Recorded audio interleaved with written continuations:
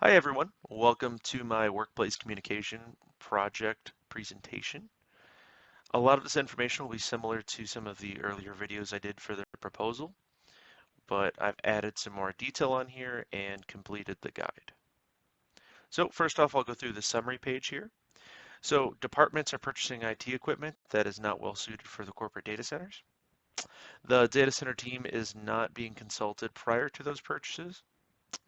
And then departments are not sharing plans with the other departments. This is due to the size of the organization. Teams are just so siloed in doing their specific thing that they don't talk with the other groups. There's also no architectural standards review today when new equipment is bought. People aren't talking and approving that equipment. It's just getting bought without ever being checked. And some of the new things here is that there is definitely an organizational desire for this standard guide. I've had both my director and other engineers and architects ask for it and say that this would be useful. So that was good news. And engineers have provided some valuable input to add to the guide that I think has been very helpful. And I'll go into more detail in the coming slides. Thanks. Now, for the background, much of this information will be the same. The background hasn't changed a whole lot, but this is a Pittsburgh-based healthcare organization founded in 1893 and has around 40 hospitals and 100,000 employees. The client for this are the engineers and architects on the server, storage, and network teams. This hardware decision affects patient care because buying hardware that's not reliable can cause downtimes. Downtimes affect patient care, which is the most important goal of this organization. Purchases are being made by vendor recommendations. The vendors are sending us recommendations and we're buying it on face value and not evaluating if that's the correct hardware for us. And a new thing here is that the hardware is not field serviceable. Now, when I say that, what I mean is that we can't stock parts on the shelf or have a part get quickly shipped in and just changed out. That's referred to as modular equipment, where you can just quickly hot swap a drive or a power supply or a fan. Instead, this hardware is cheaper and it's made that if any component in it fails, you just pull it out and put a new one in. But you have to often wait a lot longer for that new piece of equipment to come in. You have to take more time to deinstall the other one and put the new one in. And you got to take time to configure the new one. All of that time makes us more vulnerable to downtime and again, affecting patient care. So the recommendation is that we have serviceable equipment. Now for objectives, the obvious first objective here is that I'm going to create a new hardware architecture guide. I'm going to section the guide for easy reference with a table of contents. I'm going to give the engineers some ammunition to go back to their vendors and say this doesn't meet our standard, and here's why. And a big thing I got feedback on was to include pictures and diagrams. So I've included a couple on here just to reference.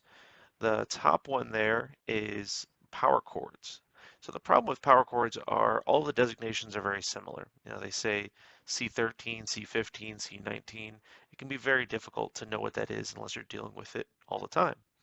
So instead, I decided to include pictures. So the top three there are kind of our approved power connections, and the ones below are the non-standard ones where it's not recommended and it would take some time for us to adapt them or buy a cord that fits that need. And then on the bottom picture, I've detailed the cooling layout for servers and switches, and I've detailed the correct way they should flow and the incorrect way that they should have airflow. I've also included in the document how data center airflow works for reference for the end users so they understand why this airflow is needed and why this makes sense. Ultimately, I want to have this guide be given to the architecture board when that's fully formed, and then they'll have a standard guide to reference and evaluate the new equipment with. For the scope for this project, this is hardware within the corporate data centers. This does not include the architecture review board. That's going to be handled separately. This is going to be a tool for that hardware team to use to evaluate, but it's not part of this project. There will be a table of contents for the sections, and I've put that screenshot there on the right to detail that, but I've broken that up into an overview section, a benefits section to explain why this is good, a thermal, electrical, and a serviceability and layout section. And then I have the references section and the contributors section and a version history section.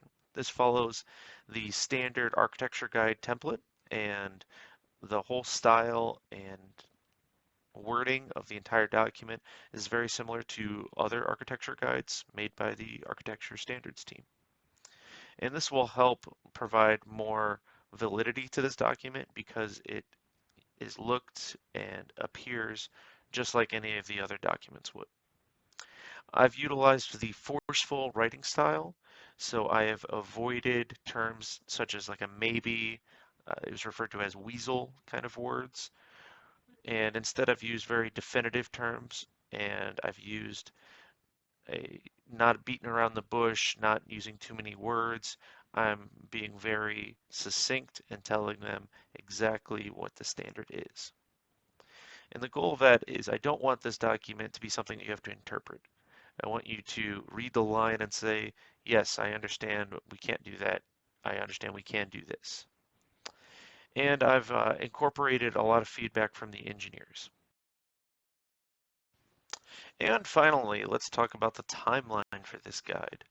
So initially, I collected the feedback from the data center team and the engineers and architects in other departments.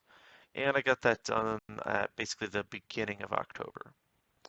Then I completed the power and layout sections. They were a bit easier to go through. And then I completed the cooling and serviceability section. The cooling section was definitely the hardest one to detail because it's a little bit more complicated to explain all of the concepts for the cooling. And the serviceability was a late addition to the guide from some feedback I got from the data center engineers.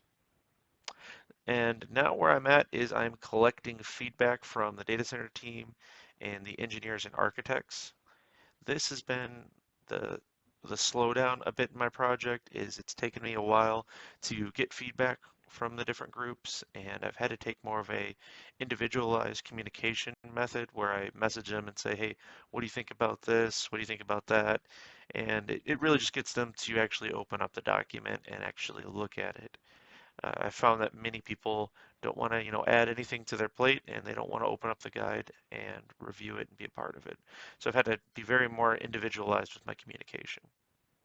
And then lastly, I want to finalize the guide after that feedback. Then after that, I will share the guide in our weekly data center meeting. This meeting has a wide variety of engineers and architects that purchase equipment. So I'll go over it with them and see if they have any feedback before completely finalizing it. And then ultimately, I will send the guide to the architecture review team, and they will review it, see if there's any grammatical issues, any standardization things they want to change, and then they will publish it on the internal page where our internal people can reference it, and I can, send out that link to people, and it'll be a common library where you can see other standards. And my goal is to get that all published sometime in the middle of November, really depending on how much feedback I get and how much I need to make changes throughout that. But that is the schedule, and I think this is going to be a very valuable addition to our tools.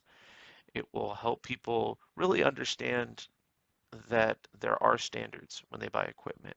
I think more than anything, this whole project illustrates that there was a communication problem where the end user didn't know they were doing anything wrong. And the hope is that this will give them a clear guide on what they should do and what they shouldn't do. Thank you for your time.